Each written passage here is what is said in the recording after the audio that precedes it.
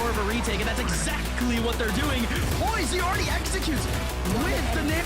Superman waterfalls in for 2 pennies. He is here to hold it all down. He's gonna be the first. Oh, he gets one. He gets second. Mummy's still alive. Low, just a nice round from Oxygen. Ready dealing with that. Oh my God! Way back into this round. Tap on the spike. Way.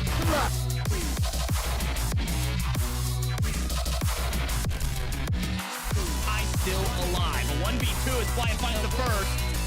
Flya, you're not allowed to do it!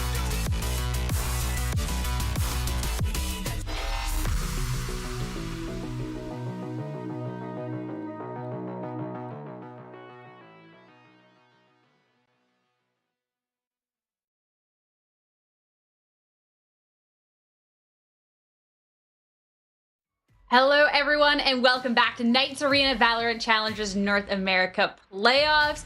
We're getting so close to the end of our playoff bracket and the stakes are higher than ever as we're getting so close figuring out which teams are going to be stamping their ticket onto Ascension. It's going to be a great day today, and of course you are welcome to join in on the conversation in our fan zone, pks.gg/fanzone. Make sure to get your questions in for our post-match interviews. For today's show, I have the pleasure of talking with the Starry Bun and the Bach for today. I'm so excited for today. We're talking about Bach sliding in. Honestly, considering the matches that we have today, Bach, bring all the style, bring all the flair. I mean, obviously everyone's looking at the upper bracket as the one to watch. This is the match that determines who is going to be making it to Ascension first. Not the only team, because we've still got another spot. But kicking things off, we've got that M80 matchup, and M80 and Moist, there's a lot going on between these two teams. We've seen them play already going back to the mid-season face-off, but that's the same for our lower bracket match. Both of these matches are rematches from the mid-season face-off upper bracket semifinals, and both games were ridiculously close. With how things have shaken up as we pull up the bracket and dive in a little bit deeper into this, Starry Bun, this playoff bracket in general has been so fun to watch. I feel like for myself, when I would have picked the final teams that we have here, this probably is pretty in line with where it is, but how it's gone down is not quite what I was expecting. No, for sure. It's like the same, as Bach said, the same four top teams that we saw during the mid-season face-off. And I'm kind of really excited for this first matchup, the M80 versus Moist Moguls, only because Moist Moguls has been one of those teams that has been undefeated so far in Split 2 and one of the most improved teams on top. And I feel like both these matches, we kind of have like similar storylines. You have like M80, who's just like one of those top consistent challenger teams going against Moist Moguls, which is one of the most improved teams. And in the lower bracket, we have like the Guard, who is also known to be one of the most consistent teams and the top teams in Challengers League. And then we have Oxygen, which is like a team full of like superstar, young, up-and-coming players who've like created a name for themselves. So these are like really two interesting games. I'm looking at this and saying, you know, maybe the upper bracket semifinals of the mid-season face-off was kind of like foreshadowing, because we do have the same four teams, and these are also the top four teams based on points. M80 was number 1, Guard was number 2, Moist was number 3, and Oxygen was number 4. Now, Moist, obviously, in more recent form, has turned things up as they were incredible in that second split.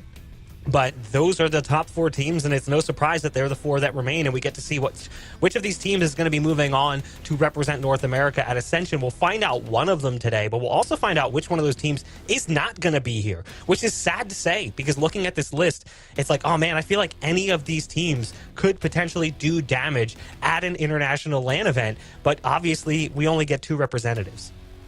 Well, we'll start off on a high note before we get to the heartbreak, though. So we're going to get through which team we're going to be setting off to Ascension, as M80 and Moist Moguls is going to be the first matchup of the day. I know this is one that a lot of people have eyes on, myself included, for every single reason you two have listed and more. Before we get on to our Heartbreaker series of the Guard and Oxygen Esports, as one of their runs is going to be coming to an end. But we keep wanting to talk about this M80 and Moist Moguls squad, so let's start diving into that, because this is one that so many people have anticipated for so long, and for good reason. Moist Moguls, when you're looking at what they've accomplished after that mid-season face-off, where they've gone forward in Split 2 has been phenomenal. But this is going up against the M80 Bach, the team. This is, when we're talking about strength, one of these teams that we've always deemed as one of these teams to beat.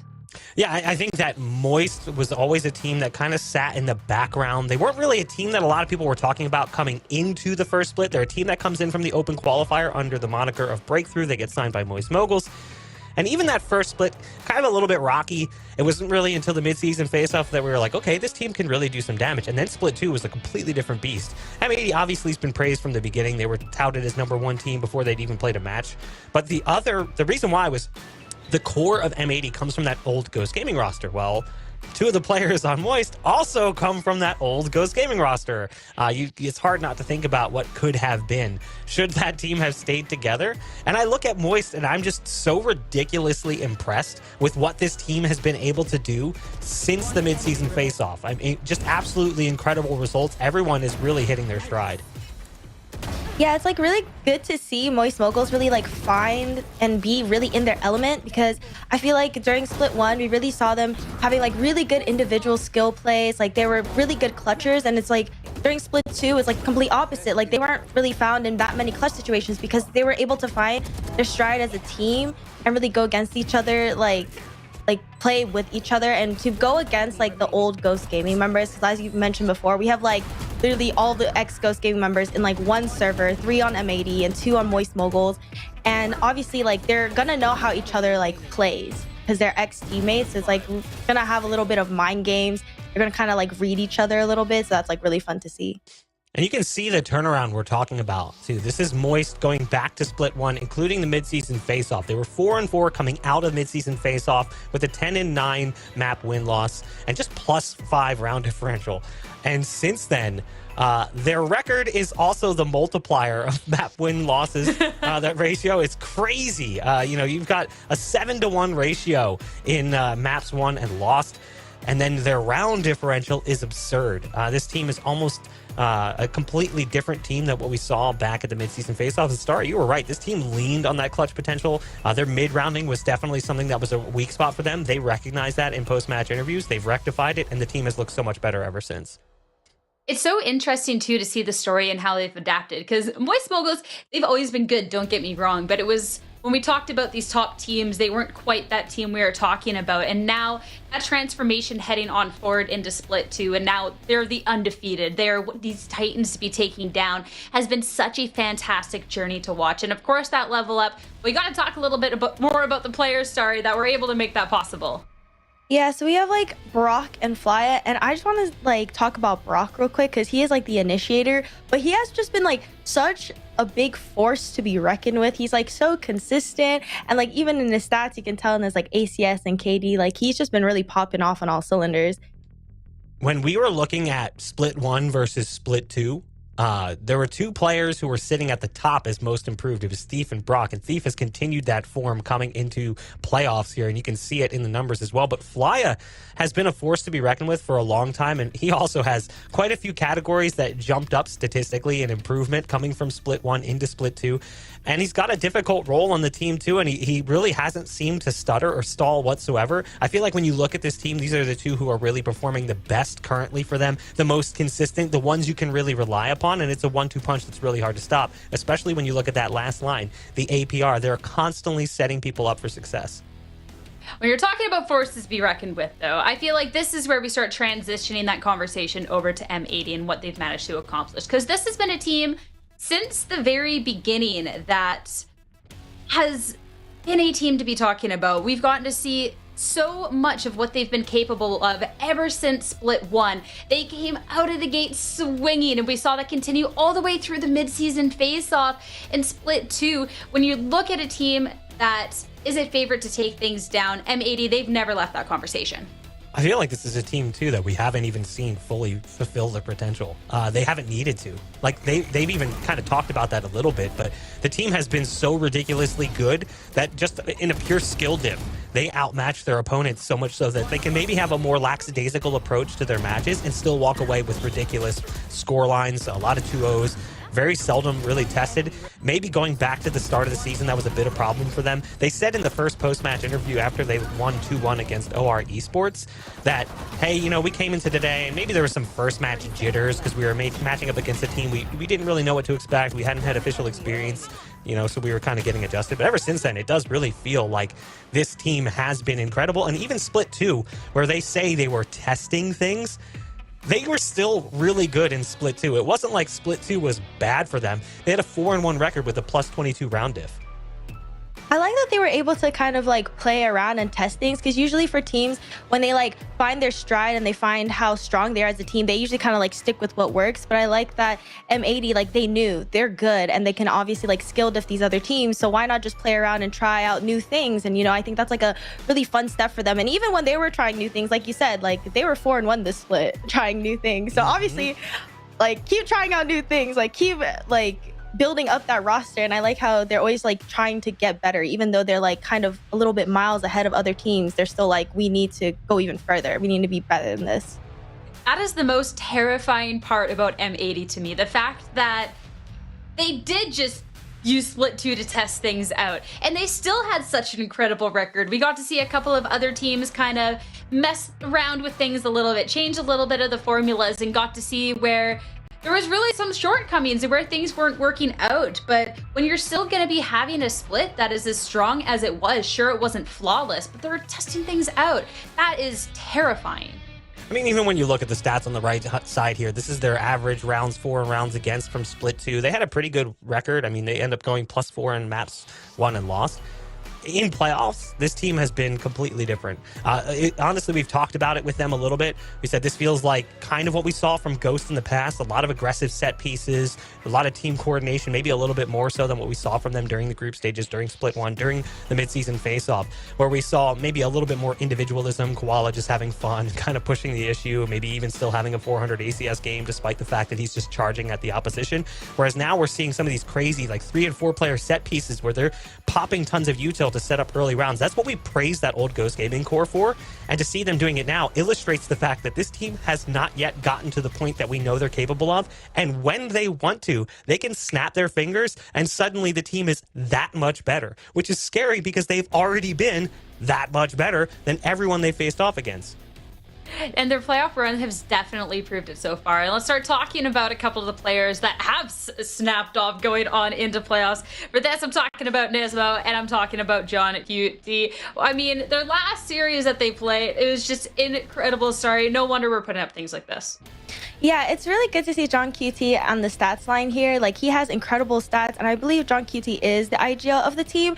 And for an IGL to kind of like pop off, they need to have a lot of trust in their teammates to be able to kind of like do your own thing, because IGLs, they technically have like that reputation where they have like the IGL aim, you know, and that's because when you're so focused about like what's going around on the map, what's happening on this side, what's happening on that side, you tend to not be focused on your crosshair a little bit more. But when your team comes together and they're able to pick up the slack and like everyone's just firing on all cylinders and everyone's working as a team, you don't really have to pay attention to that as much.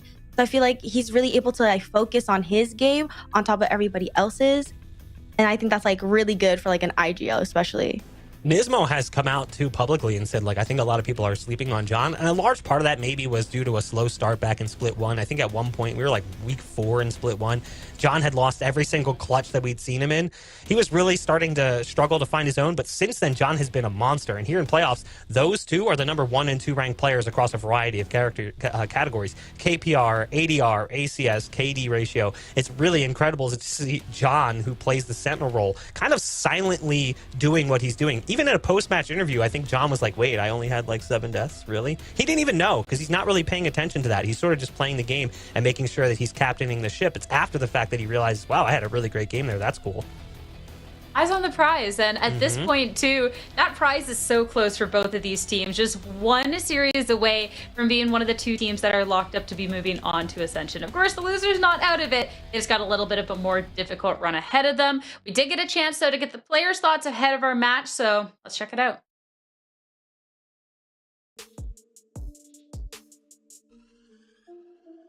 It feels great being 1 game away from Ascension and like being able to finally like show how much work we put in, and like the results being shown just feels great, especially because of like our past like on Ghost we made it to playoffs, but then we like fell short. Just a rough like short period. Same with V1 and like NRG. They made it far, but like they were like 1 game off of LCQ or something, or Masters. So like it's just like super falling short. But now we're all super confident. We all feel great. Right now there's like not really much pressure on us right now. We already we have pretty much 2 games. We need like 1 game out of these next 2, and like we're guaranteed to make it. And we think we can beat any other team like in this tournament. Nah, no pressure. I mean, it feels good to get into playoffs, and we're able to like show things that we've been hiding the entire year. So it's not really any sort of pressure, more so. I guess you could say it's exciting, but in reality, I'm just looking to play. Every match is the same. Just now that we're in playoffs, we can actually show off a few more things. It's been awesome. We're at the Optic facility. It's a awesome facility. It's huge. And Ludwig came for both of our matches. It was awesome. We got dinner with him. He's a super cool guy, super chill. Yeah, it's just been awesome to hang out with everyone before matches, you know, doing activities every night, getting dinner. It's definitely helped out like the team bonding a lot and the chemistry. Yeah, they technically are our biggest challenge because it's the finals, right? Like if we win, we qualify, like, and then grand finals is just whatever, like that's for more money and seating. But they are a pretty good team. It was a pretty close series against them.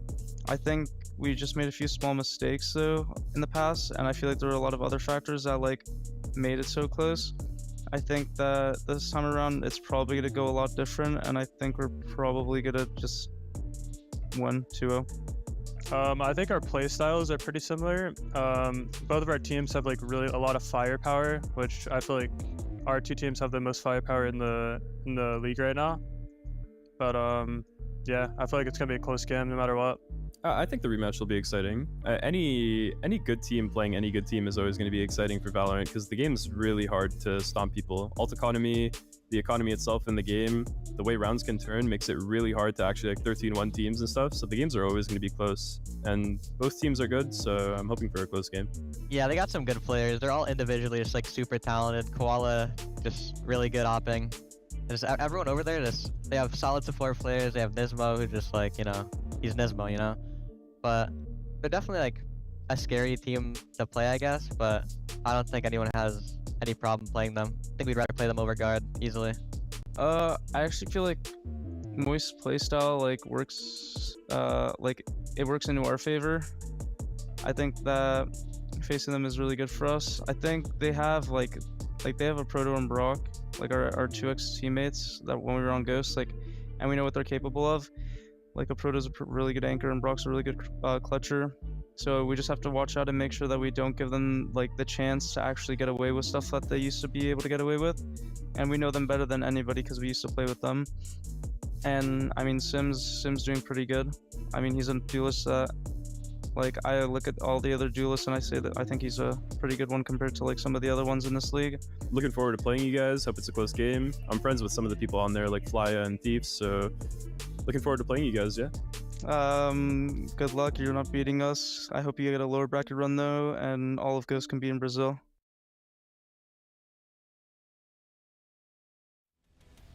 Even in that, Bach touching on, hey, hope we can see all of Ghost in Brazil, but just hoping that maybe a little different runs to get there.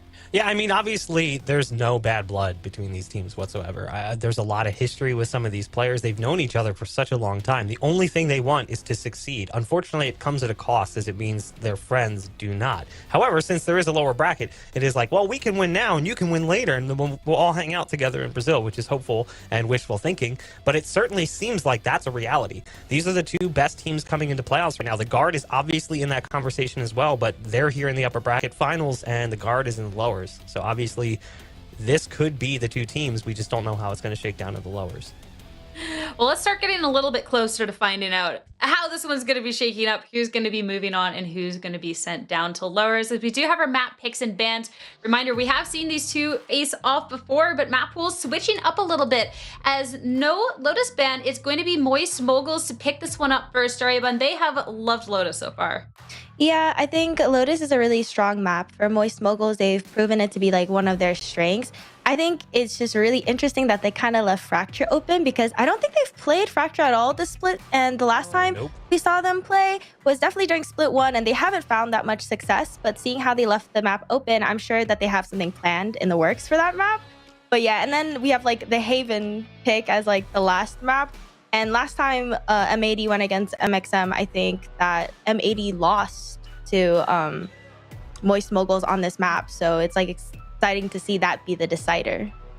I'm really definitely excited for the map pool, especially too when we do look at that Fracture, the fact that Moist Moguls hasn't played it. They normally ban it second. They've gotten away with not having it come through on that first float POC.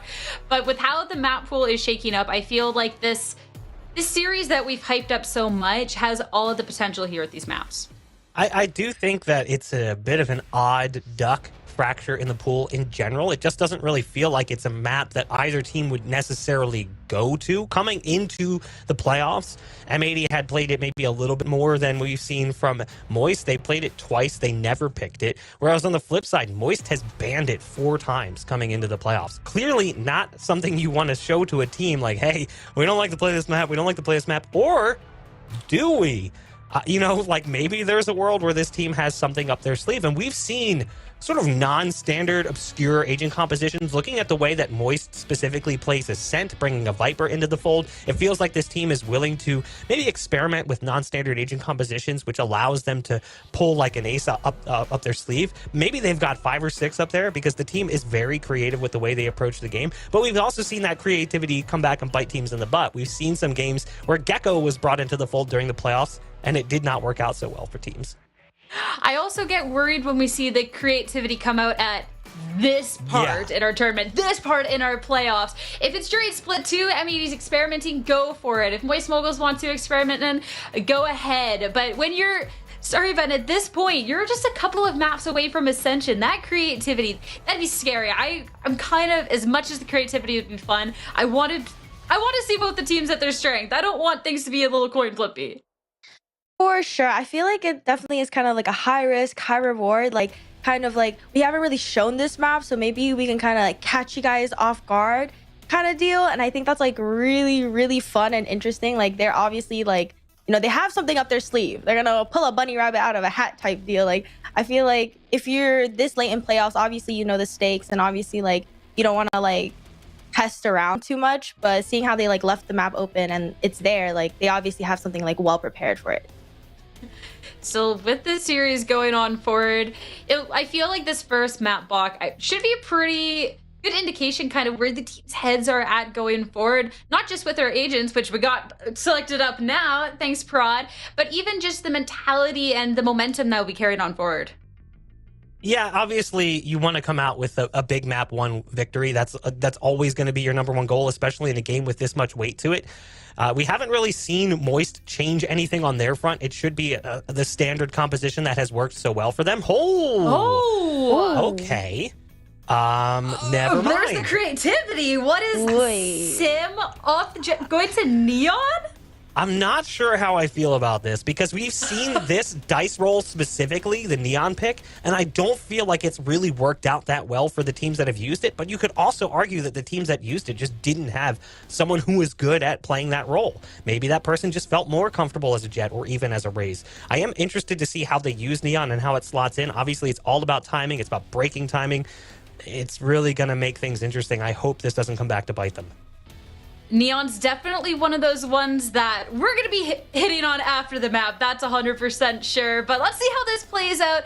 Let's send it on over to our casters to get it rolling with map number 1.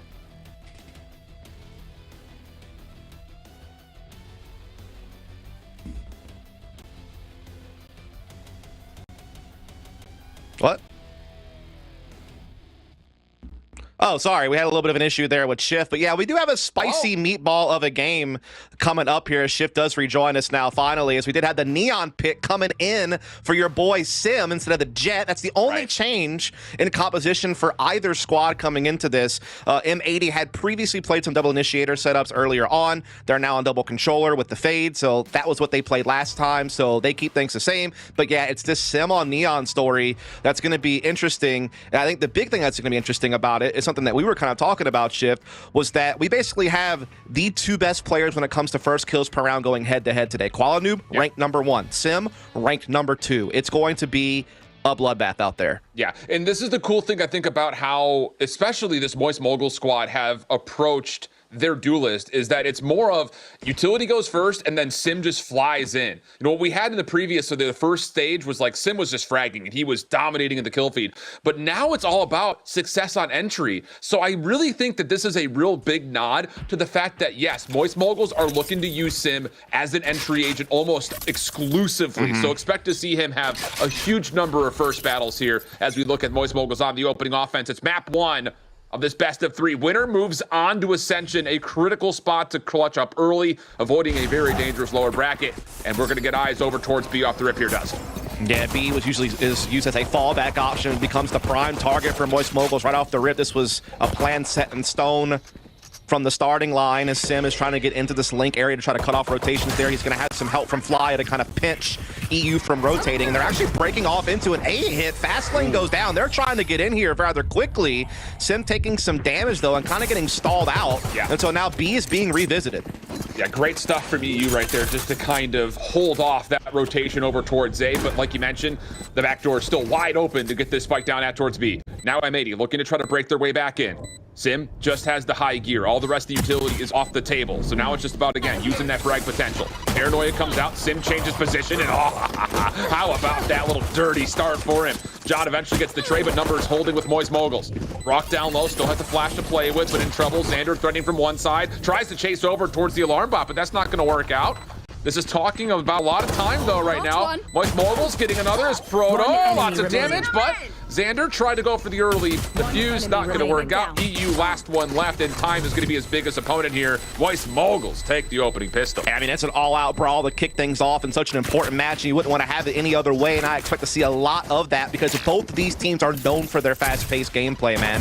Like, we've talked about it each split and throughout the mid-season face-off that M80 is that very organized, explosive team that's going to layer you with utility. They're going to run down your throat. But Moist Moguls are capable of playing at that same up-tempo style of Valorant. Yes, with Sim the tip of the spear, especially on a Neon, and with the supporting cast that has built up over time on this squad as they have developed more and more chemistry, not making any roster changes, and, you know, just getting better and better as each week has passed. They are right there neck and neck with M80 when it comes to, hey, we'll go out swinging with you, buddy. I like that call. Okay, so that's, again, that's the mentality that we're looking for.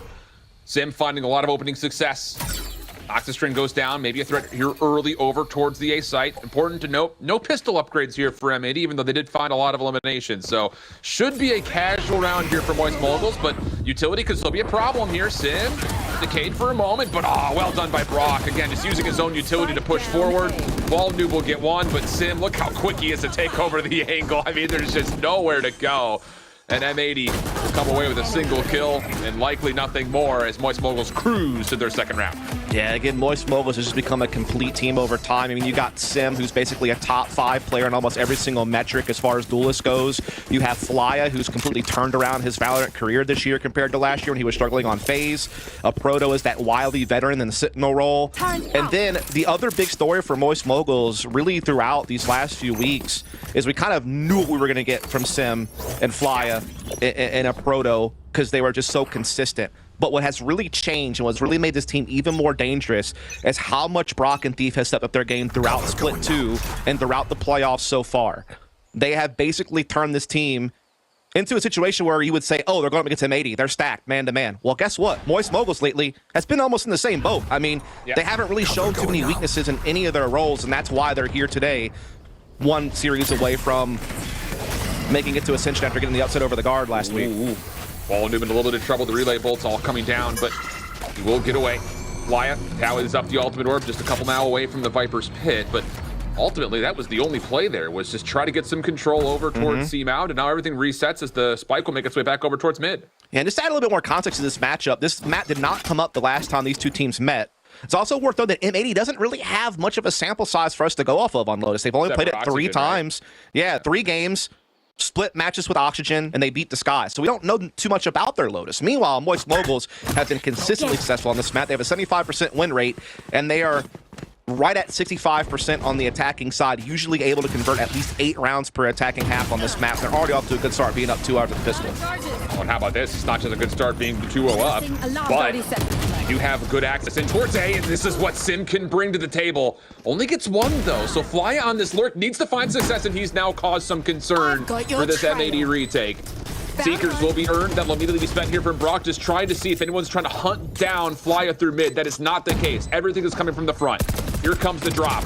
Brock on the corner. Stinger out, gets the first. Tries to get the second and collects it. Now the pistol's out. John, could he be good for the 1v3? Should be a double swing here. There's the check towards the left. Shots will land, and Brock will get it done himself. 3 kills for the Stinger, and Moist Moguls shut down the full purchase of M80. Yeah, that is a big bonus conversion from Moist Moguls. A great opportunity to go ahead and jump up to 4-0 as M80 will now be on a low buy. This is the fiery start from Moist Moguls. Another thing we have to throw out there, this isn't something that you can read on paper, Shift, okay? This is really something that you have to dig deep to find. This is really important, though, okay? I need you to brace yourself. I'm bracing. There is a buff that has been added to Moist Moguls ever since the start of Split 2. It's the mustache buff, and it comes straight from Ludwig. Since the mustache has come out, Moist Moguls have not lost a series. So I'm just telling you that there's a little bit of something special on Moist Moguls' side coming in this matchup that M80 doesn't have. They don't have the mustache buff. That's fair. So I just need you to. I mean, again, we talk about all the X's and O's, all the stats, all the important, film review that we do. We work hard out here to try to bring you the best analysis possible, but there's just no analyzing the mustache buff and what it's capable of. I will say it is a well-groomed mustache. It's not quite Celic status yet, but it's getting closer every day. It's fantastic. We're definitely not sucking up to get hired to the next Ludwig Invitational. Definitely not. No, surely not. No, I just wanted to add a little bit of context out there. All the viewer parties know about it, but you guys on the main broadcast hadn't heard that one before. So if you see some crazy stuff happening, just remember the mustache. It's always about the stash. Oh, lots of damage onto a Proto, but he still gets the spike planted. Okay, so we go to a 5v4 post-plant situation. Flya taking down one. But this is starting to build some legs here for M80 on the retake. Rifle still out, and that will likely be enough. M80 fighting back just a touch. Actually, Brock, now the last one left. Gets the first. Jump, sees the second. Opportunity. Brock, are you kidding? Oh, the 1v3 eBay clutch for Moist Moguls. Hold your phones. Bruh, mustache Moguls out here. Look at that clutch from Brock. What a huge play. I mean, great little jump peek for the information. Beautiful flick onto EU. Only had basically a pixel to spare on that and winds up converting. As that's been another big thing that Moist Moguls has kind of gone throughout this playoffs is being together at the Optic facility, being able to boot camp. And that just kind of adds another little buff. It allows you to do things more efficiently. It allows you to, just be able to like really be together as a unit in such an important event. Again, winner of this moves on to Ascension. Moist Moguls is a squad that started out in a situation where we didn't really know what kind of team they would be. They were kind of a combination of veteran players from different squads that, were spread out. Some of them had played together before. Obviously, Thief and a Proto coming from Luminosity Gaming back in the day, but, Brock was kind of off on his own, playing with teams like Complexity and Ghost. Flya, obviously, coming up through Team 1 Academy and then eventually finding his way on the phase. And then Sim was an Academy player. On Serenity, at times, I think he might have overlapped with Brock.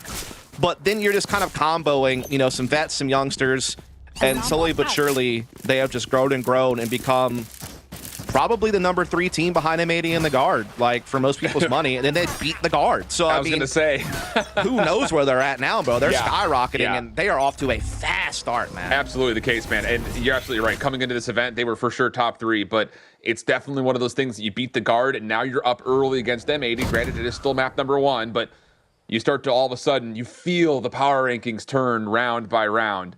As Flya, has he seen this little jump from Xander? May not matter. Koala Noob's op should surely scare them off for now. And yeah, that's indeed the case. Spike will be collected and everyone will take their eyes over towards C. Yeah, and in case you're curious, Koala Noob did play Omen last time they played this map against Oxygen. And he has, a decent amount of games on Omen in his past. So don't feel like he's out of place because he's not playing Jet or something like that. Don't be scared as a viewer. Definitely is going to have comfort on this agent. As he's got the opt-out, finds an opening pick onto Brock as the Seekers try to push forward onto B to give Moist Moguls some space. Yep. A big opening for M80, but can they convert? Because they had it last round and they didn't. And that's another good point there. Koala Noob also said in his interview at the end of the last time that they had played that, yeah, as an Omen, I feel like he still has the option to run the op without any fall-off consideration whatsoever. And you're starting to see that come into play immediately here early. So 5v4. Flya, if he can get into B with a spike plant, you look at that Viper's Pit as maybe being a small difference maker. Thing is, there's a Nightfall and a lockdown on the other side. So Moist Moguls are going to try to do their best to try to bait the defense in towards the C position. And if Thief can get one, especially if it's EU, that would be critical, but it's not going to happen. 10 seconds Snake left. Bite goes down immediately. Does it land? It does, but Flya still gets one. Follow up. EU drops. Now it just has to be into John Cutie. Does he pop the lockdown? Yeah, sure does. Flya may have an option to push through this. There's a long flank on the backside, too. No one's looking for Thief. He's going to blow the play wide open and take care of the lockdown. Moist Moguls absolutely obliterating M80's retake chances, and now the chase down continues, but Koala Noob will get one and get away. I'll tell you what, one of the constants that we've seen throughout this map so far that I want to draw your attention to is, well, first the obvious. We're seeing Moist Moguls being very efficient on their entries on their main target. You know, their trading efficiency is doing them very well right now. Like, even if they go a man down early, they're bouncing back from the 4v5 pretty quickly. The second thing that I've noticed throughout this game so far that's had a lot of impact is there's always been some kind of like aggressive lurk that Moist has thrown in to kind of like throw a wrench in M80's plans to recover the round. That round, of course, it was the flank of the Astra kind of coming in behind and shutting down this lockdown. That's Thief. But we also saw Flya do it with Viper on B on an A hit. So they are definitely throwing some daggers in the sides of M80 throughout the course of this game to make it very hard for them to feel comfortable rotating and retaking. And that's huge. That's another layer to your attack that just makes it that much harder on M80. Well, here we go. Finger guns out for Sim. Looking to go quickly. Tickles Xander at range, but the follow-up does still come through. John Kitty does get traded out, so we go 4v4. It is an eco round here for M80. The defense keeping the odds relatively even with still things like a Nightfall could be punishing, so don't want to get too careless here for Moist Moguls, and they're going to do their diligence, clear out door, and start chipping away at this A zone. Yeah, they know they have Xander down to low HP, and Flya will go ahead and finish the job onto that one as the spike makes its way into A. This time the lurk of Thief will actually just come and reinforce the A player. It's not looking to backstab this time around, but that sense of doubt is there for M80. You know, they've been conditioned to know that it could be possible. So it's still kind of a factor in their minds, perhaps, as EU's already on low HP, and they're down a man. This is going to be a very tough retake. Yeah, not looking good. Oh, clean shots across the board. Proto taking down 3 in the round. Brock finishing off Nismo up top. 6-0 the count for Moist Moguls. And again, it's just one of those things that we saw how good this Moist Moguls team could be on this map. It still felt like, I think last time we watched them, that there was maybe an opportunity to clean up some of the mistakes that they were making, but ultimately we walked away impressed. This is different, though. This is efficient, this is clinical, this is clean, and I think if you're M80, you're starting to really sweat in your shoes here just a touch. Yeah, I mean, we have seen Moist Moguls in the past have some strong attacking halves when they started on the attack in the first half. They got 11 rounds against FaZe and Mad Lions throughout the regular season.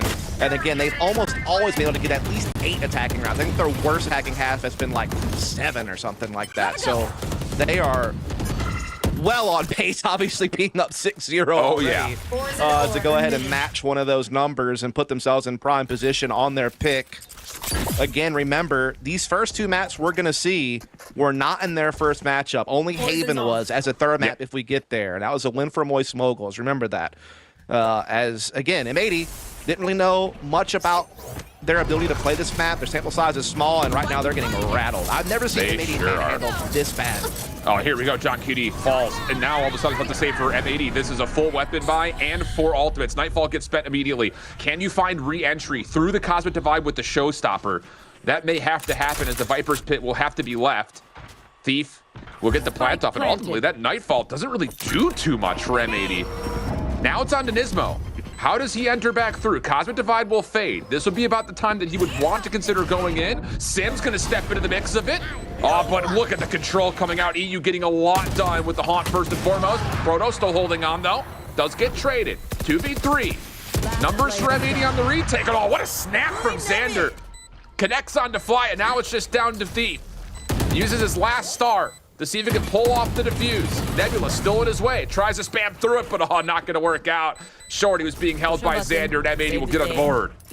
finally they find themselves some success. Again, a big reason for that is they actually limited Sim's impact on that heaven push. Nismo obviously gets one off with the showstopper that starts to unlock their way back onto the A site. They limit a proto to just one frag inside the hut as well. And that's the bit that was missing from M80 early in this game. The trading efficiency was not there. They're letting Moist get those extra frags. They weren't able to retaliate. That round they were able to go tit for tat and get themselves into a winning position. So now they have a round on the board. They have the op back in Quality Noob's hands. However, with Moist Moguls being on the 6-0 streak, they have plenty of credits to go here to get a full buy of their own.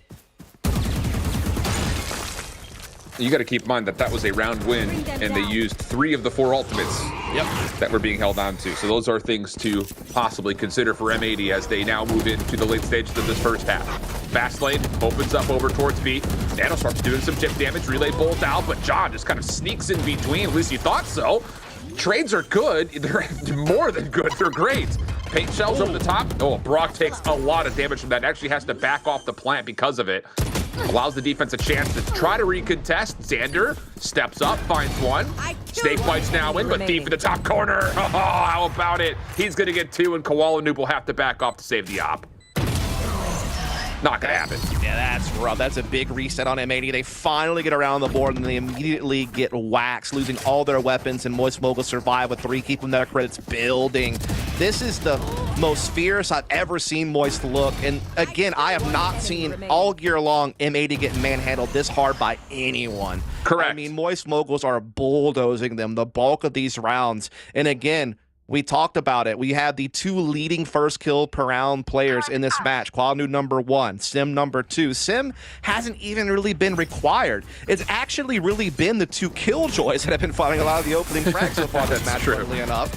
But Sim's still taking the space and creating opportunities, which is his main job. The rest is icing on the cake. And I think that's what the Neon's been able to accomplish. The speed that he's able to like make space and this extra stuns that kind of clear some corners out. And this is why I was excited to see him on this agent comparatively to the Jet, because he's running the same role like you mentioned. But now, how do you survive through the Judge? Well, apparently, you just run right into it. Still find the trades, but Quality follows up. Seekers were out for Brock, but he will not have a chance to do too much with that, obviously, as Thief is now the last one left for a 1v4. And this was a little bit of a force buy here for M80. There was a Stinger in play with the Judge, so weapons will be upgraded to full rifles, but M80... boy, I'll tell you, it's one of those things that I was about to ask you the question, do you want to see them do more on contesting these executes or doing better on the retakes? It kind of has been neither one nor the other until this point. Yeah, that was just like a really well-timed paranoia from Qualandu to unlock a way to get aggressive inside this, you know, B-Hall area and shut down the attack before it could ever really get rolling onto the side. I think there's really no wrong answer to your question. I think either one can work, whether it is, you know, formulating your retakes a little bit better. Obviously, the one round they won before this was off of a retake, but heavily alt-based. This one was more of a disruption, which, I mean, I think the Moist is on this type of a rhythm, and they're putting up this many attack rounds this quick. I do think trying to throw a wrench in their plans early, not getting that space so comfortably is one way to go about it. The issue is it's a little bit harder to do with this composition. It's not like they have a breach that can stun, so you can try to take space at Rubble A early or something like that. Yeah, sure, you can use Nismo's paint shells to do that, with maybe like a Prowler leading in there as well. The Snake Bites are also there for Xander, so you do have some options to try to get forward, but not as many as like a double initiator comp would give you. That's fair.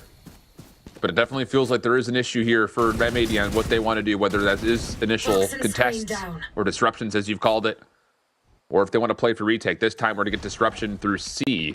Walking forward, but Thief is watching it, as he often does. Steps away, maybe at the wrong moment, though, because you're going to start placing stars. Lockdown's in place, and he's going to peek the corner. Sees one, but not the second. Timing good for M80 for the first blood, but the hit is already on the way in towards mid. Just down to if this will actually be a successful post-plant hold, considering the numbers. You're looking at Flya holding way outside of the offensive spawn to see what he can do from the outside of this play. Yeah, it's again going to come down to whether or not one of these flanking options works. And Sim in the back line does find EU. And remember, Flya is still on his own potential flanking line. If they can buy time on the site, Flya can set in, but he's got to hurry up because they may has to go. Spaceman is starting to get some frags. Whoa, Proto! Holds back for 2 of his own. But now Flya's got to decide how he wants to go. The spike's being toggled. He does hear a second sound cue, so he's going to have a little bit of time to get here, but Nismo's holding. Flya's going to get here in time to challenge. No! Koala Noob holds it, and the post-plant retake is successful. I mean, what? He needed a second and a half more, maybe, and there is a chance, but M80 quick off the lockdown to get their retake, and now we go into round 11 looking at a 3-7 tally. Yeah, you're starting to see M80 be a little bit more cautious about these flanking moves. I mean, Koala Noob was, you know, watching that ready to go. Had a feeling. Pulls it off. Now there's an op in play. 3 more ults available for M80, including the Viper's Pit and Lockdown. Full buy for Moist Moguls as well. They do have the Cosmic Divide. Sims 1 off his ult. Fly is 2 off the pit. So we'll probably see it at least one more time this half from Moist. Early contact here over towards A long. Paranoia with the haunt. Works out nicely. Koala Noob gonna get first blood. And with that, Moist Moguls have no ground to work with. Thief is going to scout things out over towards C, but Xander has put the Viper's Pit in play, and this all of a sudden becomes a very difficult round for Moist Moguls in a 4v5. Yeah, Nismo also just got the Showstopper, so they have 4 ults in play, including the one that's already been deployed. And again, to kind of go back to the question you asked a couple of rounds ago, the answer from M80 has been to adjust with aggression of their own. To start slowing Moist Moguls down by throwing some daggers at them in these early choke points. And so far, so good. They had the C push last round that panned out. This round, they have the early A play that works out in their favor. Moist Moguls trying to reclaim some territory here. Prowler gonna get the information. But it's still a lot on Koala Noob right now, as there's really no one rotating to help them at A, but it may not matter if they play into the hands of the defense here. EU keep his life here at B. Nice little slide through for a simple bait and switch as Proto will get one, but John Cutie with the op now in hand will deny anything further, just leaving Brock by himself. He's been incredible in matches past, but this would take the cake, and it will not happen. 7-4 the count. M80 starting to build some steam here before we swap the sides. Dude, I wonder how many op frags John Cutie has in Challengers. Like, what? Good point. You know what I mean? Like, we kind of glossed over it a little bit, but let me be honest with you. You don't see him with that weapon in his hands too often. In fact, I don't know that I've cast it around that I've seen him with an op in his hands. It's not to say that he hasn't done it in a game I haven't seen or something like that, but yeah, it's just a little different. Koala is going to have it this round, though. And what a comeback from M80. They've won 4 of the last 5, and they might limit Moist to 7 rounds, which would be astonishing considering how this game started. And that was all post the timeout after 6 in a row. So M80's adjustments well credited. Koala Noob does catch at least a glimpse of one on the cross, but can't connect with the op, so now he's got to take a more positive and passive angle. Ooh. Moist Mogul's still stacked up. Spike is leaning this direction, but there's not going to be an execute anytime soon. They still have 2 players fiddling around over at A. And the fact that Nismo's also here to play a bait and switch, and he has Showstopper available if he wants to get a little, you know, a little frisky. As he uses that boombox to get Koala Noob more forward with the Sim is waiting. Finds the headshots. Again, those first kills per round coming in for a man who's one of the leaders in that category, opening up the C site now as he pulls the ult out. Nismo trying to counter with the Showstopper of his own. It's Fingers Guns versus the Rocket. And, well, neither one of them win. It's EU who steals the frag instead. God's Advice is going to be tossed as the rotation over towards B will be on the way, knowing that there's going to be a multitude of members. But again, Moist Mogul's just patiently waiting out M80, and now with that kill on Nismo, the defense has largely moved to B, and look at the call here for Moist Moguls. They're going to make a play over towards C. The lockdown defensively will not be used to much avail as it just gets called in emptily over towards B. And so now you've got a 4v3 situation. Haunt trying to get them back in. Thief holding, Thief getting 2. One more in the corner. No, John provides. This would be a 1v4. Yeah, he's got a lot of work to do, though. This is his last bit of utility, Nanostorm, just to make sure there's no one hiding on top of the spike itself. But, boy, I'll tell you, this is as difficult as they come. Double stack out towards Mound. Proto on the toss through Waterfall. Spam shots also on the way in. Utility he's got to work through. It does not feel all that good right now if you're B. John Cutie. And surely he will not be able to get this one done. No, not going to happen. 8-4. Moist Moguls, a statement to be sure, but M80 fighting back, giving us something to think about. Look, I'll go ahead and say it. This is Moist Moguls' best ever attacking half on this map. Maybe not numerically. Again, they had a couple of 11-round attacking halves against, I think it was, what, Mad Lions or something very early on in the season on this map. And then they had another big half on the attacking side against FaZe. But when you consider the level of opposition they're up against and the moment that they're in, right? A chance for Ascension right here on the line. The fact that they were able to pull off 8 attacking rounds on this map and to do so in such stunning fashion early, and to even keep your composure when Moist makes the comeback, or excuse me, when M80 makes the comeback and you wind up finishing off the last round anyway. I mean, that's superb. Huge. It really is. And again, it's really interesting because we talked about this first split. Everyone was focused on the duelists, popping off, getting kills all over the place. The game has changed dramatically here in Challengers in particular. Sim's got, what, 6 kills? But his impact, with all the utility he's throwing out on this Neon, is unbelievable when it comes to the follow-up that Moist Moguls have had on these entries. And So you're now seeing it's down an to example of what's going to do defensively right there. The fact that he can stuff a choke point early at Rubble, and he can do that a bunch of different places, and he can rotate it. And that's going to make it very hard for M80 to like kind of read what's best on this attacking side. Yeah, so we start getting into the pistol. It's exactly what I was going to say, is if he can continue to do that defensively, this is going to be a problem for M80. But Sim gets tagged down to low HP, has to be healed back up. And M80, with a minute on the clock, start to make their move over towards A. They're going to clear out door. Haunt will allow them in towards the site. Little shoulder check from Brock, not going to work out for a first kill. Sim now by himself. Paint shells should hit hard here. Not needed. John's the one to get the elimination. Flya trying to catch someone off guard, but it's not going to work out. And M80 looking good for the pistol here unless they get 2v5. The odds are definitely in their favor on that one. 2v5s are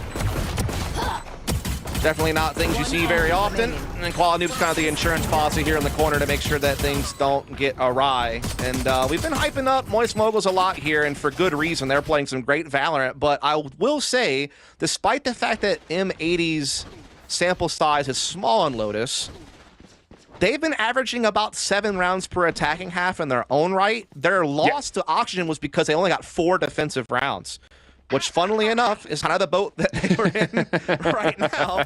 True. But what I'm getting at is that they're normally pretty good on the attacking half of this map when they have played it the few times they have. And B, just in general, they're a very good, efficient, fast-paced attacking team on any map. Yep. So their comeback potential is certainly there. And they're off to a good start by winning the pistol. Just need to make sure they don't fall prey to a Thrifty. 100% the case, and keep your eye on this guy. Nismo, often the first one to burst in towards the site. Lots of help and support of the abilities behind him. That's going to once again be the case here. Paint shells just to make sure no one's onto the site itself. Koala stepping in. Yeah, that'll work out. Finds the first. Brock on the corner. They know he's nearby, and Koala no problems there either. John Cutie, as soon as the dark cover comes through, he's going to take the third, and with that, M80 should cruise to their second round of the half. Yep. Now the question will become, can they convert the bonus the way that Moist Moguls did? Because remember, that's how Moist Moguls got to the hot start. They converted the bonus and that put them up 4-0. If M80 can respond in kind, which they're carrying 3 rifles over, that's worth noting. It's going to be a pretty hefty bonus in that regard.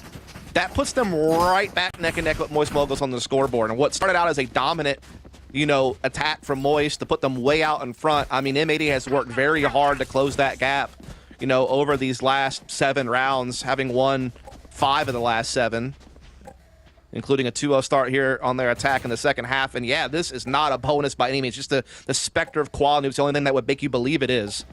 Yep. Well, never mind. Oh, just kidding. Back to Spectre. I was going to say, little late purchase decision coming out there between Xander and Quality. Players do that, bro. I know, right? Like a fool with the late purchase, and then you're just like, okay, we're fine. All right, we're back to bonus. Yeah. Yeah. No early aggression here for Moist Moguls, though. They're definitely going to put a lot of respect to the fact that they should know that there are 3 rifles still on the table. So they're playing something very reserved. Lots of contact utility out for John, or pardon me, for a Proto on the defensive side over towards A. There is a toxic screen that will make things a bit interesting, but he's got Sim throwing shoulders for now, and as the Prowler clears out Rubble, eyes are on what happens here at A. Yeah, a lot of Killjoy utility, as well as Sim jump peeking is going to be kind of the detection system for this side of the map, as Sim has heard enough. Decided to make his rotation towards Heaven. He's also getting reinforcement from Flya. But again, you got to worry about that B fallback plan. That's always an option on this map for attacking teams. They don't like to look that they're getting someone they can easily bounce back to B. They're going to threaten that already by destroying the door towards the link side and clearing the corner. There is a defensive turret still there, but it's been destroyed by the paint shells. And now the attack comes in, led by the Boombot. Flya trying to spam from up top, not going to find 30 much. seconds left. No snake bites for Flya, so he's just got to hope that pre-fire connects for damage. On the opposite side, offensive snake bite comes down. That keeps the defense at bay. Spike gets planted. Defensive utility now for John, holding off the flank, so all the focus is on what happens here at the front. Xander goes in first, but Flya finds the first blood. Nismo holding the opposite corner. And if he finds elimination, that could open up a round to get this post plant going. Here comes the paranoia. Moist Moguls push back. Quality steps into it, and oh goodness, lots of damage, but trade still coming through. Proto, Thief, 2v3 situation. Still working for ground back. On the corner. Does not get there in time. Nismo still tallies 1. This would be a 1v3 for Thief. Nanostorm chews him up a lot. I mean a lot. and there will not be an opportunity for him to go any further. So how about it? M80, do what is required. They do the exact same that happened to them. Bonus gets 1. Shift, I think we got ourselves a game. We sure do, brother. Ourselves a game. It was starting to look like Moist were just going to come out swinging, perhaps, you know, put M80 down for the count pretty early here on their pick of Lotus, which I think was a smart pick, by the way, for Moist Moguls. I mean, they have definitely proven that they have a great resume on this map. And again, M80 is still a little bit of a mystery, considering they haven't just played the map that often, and considering they've changed their composition so much from the first 2 games.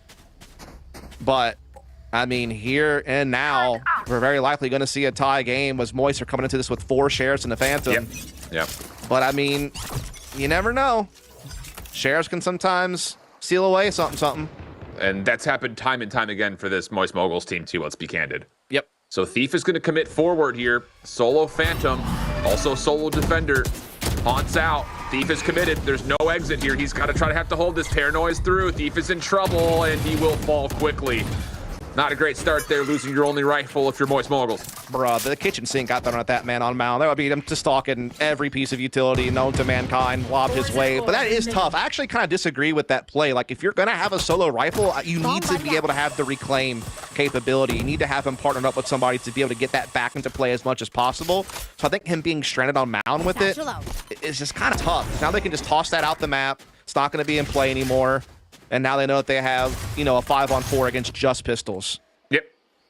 Really cool little breakdown moment to see how much Nismo was able to commit to getting that rifle over the wall. Yep. Sure, some people said, clever. It is clever. Gamble stack for Moist now on C. Have to. I mean, yeah, no choice at this point. Again, I just wish they would have had a way to get that rifle back in play. Yep. It's a small detail, and honestly, it's one of the only mistakes they've made so far this entire game. So yeah, I don't mean to harp on it, but it was a round that they had a low probability of winning anyway, but I think they could have maybe played around the rifle a bit better. And I think that's just another instance for Moist Moguls too, is trying to establish some cheekiness, because if Thief gets completely unchecked and he gets 2, totally different circumstance, because now you've got possibly 3 rifles. Nice shots from Sim, but not good enough apparently. EU takes a headshot, it looked like through the wall, and still comes away the victor. Over the top, yeah, nothing else there. Proto, last one left, caught by Nismo and the rest of the M80 crew. We're tied at 8 after a flawless round comes through. And now Moist Moguls may need to think about what they want to do here defensively with their first real look since round 3.5. Yeah, it's interesting. Both these teams have a similar defensive win rate. It's right around that 47 to 48% line. It's just generally speaking, Moist starts out on attack. It's such a strong attacking hat. They don't have to do as much work on the defense to get the job done. Their last couple of games, when they started on defense, they got 6 rounds against FaZe, and they got 5 rounds against TSM in the upper quarterfinals. They're going to need about that same mark to win this in regulation.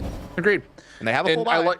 I was going to say, this is one of those things that M80, as much as we always accredit them for being a very quick decision, quick execute squad, they're really putting a lot of chess on the board right here for Moist Moguls that have to work through. Yep. And I will say this time defensively, again, we're seeing an example where Sim gets aggressive, but this burst from M80 is so hard to deal with, especially when there's a showstopper in play. I mean, Nismo's taking a lot of damage from the sentry turret, I'm not going to lie. He gets it down to 74 HP, but the site becomes M80's, the plant on the way. Now it's out of the retake. Yep, Boombot, the pressure, the Halls are looking to get assertive here, and they find the man, but Sim with a beautiful trade. They needed that desperately to keep this retake hope alive. Trailblazer trying to lead away onto the site, spots 1, and that's going to trigger the attack. Yep, fast lane goes up, dissects the site in half. Qualanoo, he goes to from the shadows, gets back over towards Mound. Nanoswarms are out, Snakebite at the ready. Another one for Xander could come on the way. The lineups are all there. The pre-fire also coming through. Moist Moguls have to challenge this position, but how do you? There's just still so much utility here. Brock is going to actually get on top. Hold on. Brock can actually still hold this. He gets it to halfway. They're trying to spam him down, but he avoids it completely. And how about the defensive retake, if you want to call it that, by Moist Moguls? That is going to be a head scratcher for Xander. He's going to be wondering, how did he pull that off? I landed the snake on the site, but Brock, just in the heat of the moment, being creative on the ledge, gets the defuse, being unfazed by the snake bite, and gets the dub. Moist Moguls, I love it, icing them with the timeout immediately after winning. That's going to calm all of them back down. It's going to let that sink into M80 a little bit. This is almost one of those like tactical timeouts that are kind of just letting your opponent stew on that one for a little bit. Well, the thing is, at the same time, as much as that was a heroic play, that was a 4-man post plant at Mound that Moist Moguls were not breaking if Brock doesn't get on top that little ledge. So they have some things they need to talk about as well when it comes to making sure this defense can put a little bit more of a fight. I mean, that was just tough, though, right? I mean, with the Showstopper taking control of the site, they also pressure back calls, trade 1-for-1. Then you have the nanos, you have the snake bites, they have safe control Mound. That's always going to be hard to retake against, I mean, to be fair. So it's not mistakes as much as it is like that's just tough to pull off. But they managed to do so thanks to Brock, you know, in the heat of the moment, getting on that ledge, changing the angle of the defuse and avoiding the snake bite. And that's a big win for Moist, too, because, you know, they had lost the last 4 in a row. They had been losing momentum in the game just in general when you look at the timeline. And now, right when M80 were about to take their first lead of the game, actually, Moist holds them off, stays out in front by 1. And look at the tools that they have. It breaks the pattern of how the timeline's gone, but it also breaks the economy as far as how the ultimates are going. Sim, Ponytail snuck up there for a moment. Still thinking about this. Relay Bolt will keep the control over towards A little bit further as Flya will establish presence at C with this Viper's Pit. Yeah, again, it's this great battling on the periphery by Moist Moguls with this composition to make it a little bit harder for M80 to get that initial space. Again, when you have a team like M80 who are so good at playing that run-you-down style of Valorant where they're very decisive, their timing and spacing is so good, their utility is well layered, when you throw wrenches at them and break them up and don't give them that comfortable launching pad, that's huge. I mean, that's the way you have to beat M80, I think. But great use of utility to try to clear Fly. Wow! And they do. He gets hit by the paint shells, and that is now C open. But the defensive rotation's pretty fast. It's really fast. The gravity well kind of holds off this hit for a little while longer, but the lockdown's in play. Trades come through. Thief gets out towards Waterfall. Spike will get collected, should be planted. We have a 4v3 situation, and Thief will be out of the play for a little while longer than you'd like. And with that, Quality has also taken over some backhauls control. And with that happening, very likely Moist Moguls back off to try to save, and that looks to be the case. What a slobber knocker this game has turned into. I'm telling you. I mean, it starts off with a hot start from Moist Moguls. M80 respond, getting just enough rounds to keep themselves in striking distance. We switch sides. We see them have the same exact hot start, the same exact bonus conversion that Moist had on their attack. We get to 8-8. And now we're trading to 9-9. Yeah. And now it's back and forth, and now it's up in the air. And it's hard to really read who's in control of the game at this point. Sure. I mean, M80 has the recent momentum, sure. But Moist has proven already that they have the composure and wits about them to keep themselves in the game. They're committing to their play style on this map in particular. Thief? Oh, gosh. That's dangerous, but he's... it just stays alive, yeah. And really here's smart. the thing is, like, you know, as much as players like Nismoni, you were a little bit more stretched thinly on the defensive side, those two in combination of one another on offense, give me a break. I mean, you saw it right there. You haunt on the way in, paint shells to follow up, you had prowlers that could clear out the Viper's Pit, a complete counter of that entire defensive setup. So lots of credit to M80 continuing to play their level of Valorant that we know. And making Moist Moguls have to be the ones that continue to adjust here as we dig on forward around 19. Yeah, a lot of ults in play, but low weaponry for Moist Moguls. They're trying to once again get aggressive on Rubble, but Sim gets caught in clothesline by the Vandalizander. And that's tough because that was one of the ults they were going to maybe have available to have some firepower into this round next to that Phantom and Guardian and Shorty of Flya. And now it's gone. Proto maybe thinking about it. He's got a Guardian in hand. Not exactly the angle that I think he's really preferring, but desperate times calling for desperate measures here. As Xander and the rest of M80 continue to put the pressure on both sides of the map at once. Boom bot out. Flya gets hit by this, and oh my gosh, the spam is so good. Flya down to literally 10 HP. Other side of the map, Brock gets elimination, and how about it? M80, they are going to back all the way up. They don't know that spam connected, but they will have a free A site. M80 and multi-prong pressure, name a more iconic duo. They are so good at threatening you in multiple areas at once and making it hard for you to read where the attack is really coming from. That's been one of their strengths throughout Challengers. Not only the fast-paced play, but how they're able to split it up. That was almost a chance for Fly to sneak in there and get something going, but John Cuty's Timmy Turret there is going to be able to take care of the job. Good old Timmy. One enemy remaining. Wow, decent shots here. Wait, hold on a second. Xander's not out of this yet. Proto gets 2. And there's a little bit of life in these lungs still here for Moist Moguls. Turret goes down.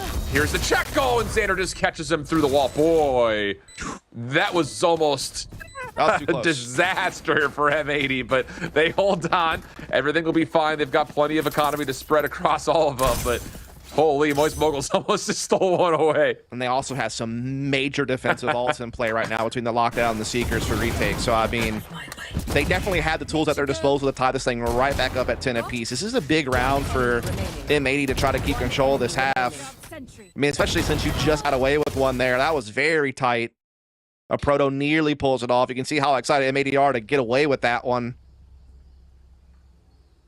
And so they call the timeout. And I think it's a good timeout to call. I mean, again, you're up by 1, but you know that Moist Moguls have some very dangerous ults in play. Absolutely. So you're trying to figure out, how can we pressure the map? How can we try to bait these ults out, perhaps? Or, you know, what is our contingency plan for how we hold off the retake once that lockdown comes to play, once those Seekers are out? They also know that they're being pressured on the edges of the map each and every time, particularly by Sim with these relay balls. So how do you want to handle that, you know, piece of the puzzle is probably what's being discussed here. I like it. It's been calm, it's been collected, it's been clean from M80 here in the second half. And at a certain point, I know that a lot of you guys at home are wondering, is this Neon going to be working out for them, especially with the defensive side not quite finding the same kind of value that we saw with Sim breaking down sites on the execute. I still think that the KD is only a small factor of the impact that is being felt right now by M80. Like you mentioned, those relay bolts off the top will have to be thought about just a touch, and now it's actually a lot of Viper utility here at A, but M80 will let it dissipate and then make their move. Yeah, they're kind of keeping tabs on a B push with the turret. Obviously, have John Cooney watching for any type of C mound push. In the meantime, they're looking to get some map control over here on the A side. Maybe try to break down some utility. Could be a feint. Could easily double back to B. Obviously, we always know that's a possibility on this map. First, they're trying to find a fight though on this crack and fly up. Does spot a pixel there. Gonna be forced to throw a snake bite down to try to thwart any A attack. But no commitment from M80. They're still kind of keeping their patience about them.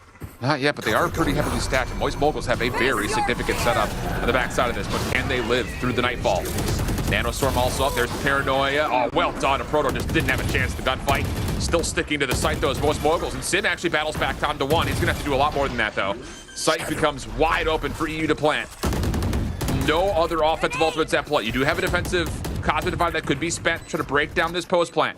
Maybe needed here. This is a critical round for both sides. And oh, Sim drops early, just trying to find an angle. And now it's a 2v4. Brock, he would have to do something incredible. And oh, him and Thief get 2. Now it's just down to Brock for the 1v2. Has an idea on where EU is, a very good idea. But where is the cross being watched from? Where is John? Nobody has any idea. He's seen him. Hold on. Brock knows where both players are. He's going to have to go quickly. There's the flash around the corner. Not in the corner, though. EU just slips away from him, finds the kill, and it's M80 who get to 11. Critical round win. Bro, the combo of Nightfall, Prowler, and Paranoia was such a powerful punch to open up this A site. We'll see it again. It allows Koala Noob. Hey, he'll still keep that first kills per round stat up even on a controller. He's going to obviously use his own utility as well as his teammates to get him forward there on the site and find that entry. And now Moist Moguls are on the low by. A chance for M80 to somehow maybe find that point first despite the hot start of Moist Moguls. How quickly this game has gotten turned around. But that's the power of M80, man. It really is, dude. I mean, it's just, they're just so good. It's hard to really put it into words at times because this game, I think, just narratively, we've had a lot of focus on what Moist Moguls has done well. They've played really, really clean in that first half, but defensively, kind of the same questions we had for M80. Do they want to contest early? Do they want to play for retake? It hasn't really been one or the other that we've really seen any sort of success with Moist Moguls, and that's just good mid-map control, and I would say better mid-map and mid-round IGL coming out from M80.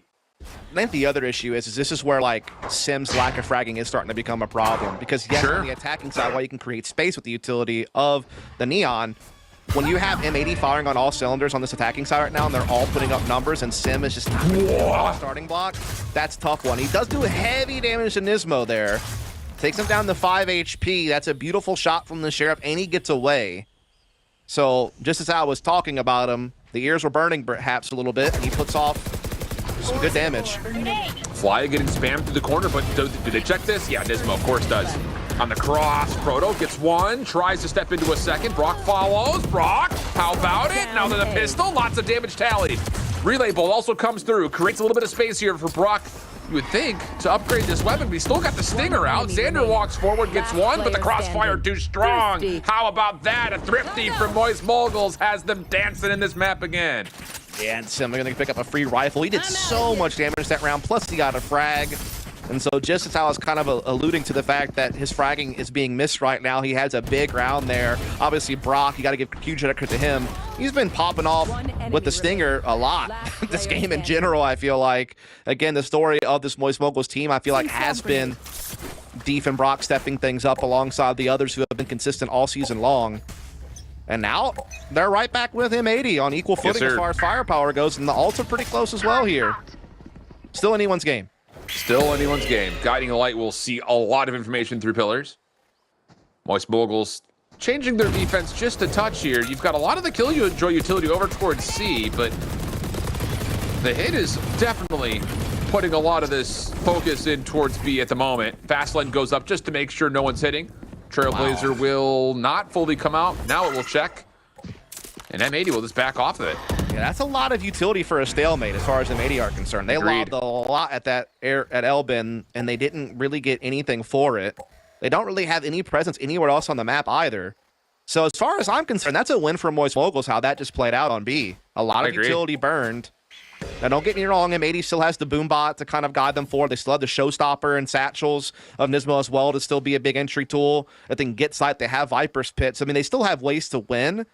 But so far, so good for Moist Moguls, and they do have a lot of utility set up to counter the C attack.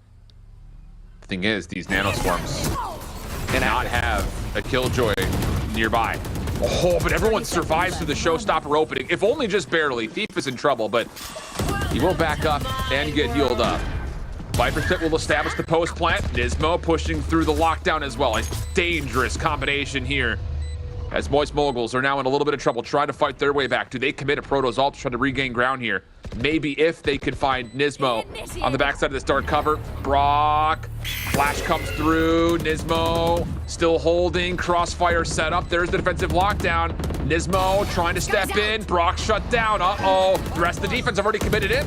And they're not finding any kills. The shorty's out. Xander's going to use that to get a kill. And now a Proto will see his lockdown essentially affect nothing, as it'll be a 12-10 count if Proto the only one to survive, at least for now. Yeah, for now being the key word, because he's certainly going to get hunted down here. Nismo will be the first person to act, and he will finish it with the hat trick there.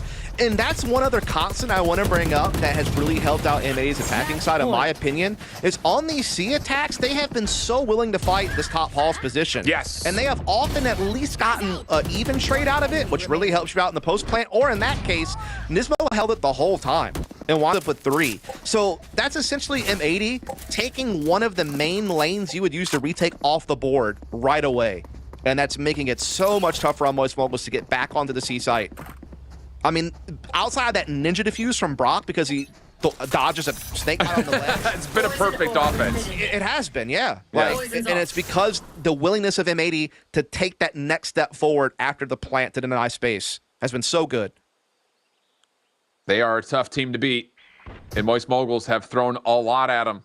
This time it's going to be just the broken by of some Stingers, a Vandal, a Bulldog, and a Sheriff. Cosmic Divide still ready to go, though, for Moist Moguls, and they are essentially stacked up at the correct site for the moment, but Nismo is going to sneak through main and into stairs. How do you read this? Sim is reading it, actually. I mean, Sim's, at least he's aware it's possible. Timing will still matter a lot, and he does frag. Great relay bolt this one to make sure there can be no follow-up. He does get paranoid, but he's able to escape. Prowler comes in, escapes that too. Huge. And now Fly has the ability to assist with snake bites. Proto still watching close to the corner. There's the Prowler. But there, Nanoswarm gets popped in. How about it? M80 in a little bit of trouble here. Rotating the Thief's direction over towards B, who is still on the corner. Has that Cosmic Divide still at the ready if he wants it. It's a Stinger form weapon-wise. Here comes the check. Gonna have to get one. Not able to do so. Moist Moguls still trying to contest. The flashes are out. Brock tries to step into it, but M80 fight back. 3v3 situation. Proto gets another. Hold on a second. Sim up top. Oh, needed to have it. Now it's just on the fly. Not gonna work out. John takes the 1v1, and M80 take down Moist Moguls on their map 13-10. Yeah, a huge comeback from M80 after Moist Moguls had the hot start in the first half on the attacking side. But again, it ends the way that I was talking about. M80 again does a great job after the execute to take away one of the lanes of the retake by getting aggressive and being willing to kind of add that extra layer of forward pressure after the spike is down. That helped them on C twice, and it helped them on that round there to finish things off. That was, I think, a key difference maker for M80, was being able to, like, basically kind of, you know, sideline the retake before it could even get started. Absolutely. And I just have to bring it up. I hesitated to do it a couple of times throughout the map because the value of the Neon was pretty high. But even in their win versus the Guard, Sim finished -13 overall. And it definitely felt like there were some rounds in there where he gets one kill, maybe even just gets a trade. Things could be very different. So maybe a little bit of pressure towards the duelist here for this side of Moist Moguls as they now drop into an 0-1 count in this final best of 3 to potentially make it as the first team to Ascension. We'll send things off to a brief break. The death to break things down before we head on over to Fracture. Don't miss it. It's going to be a good one.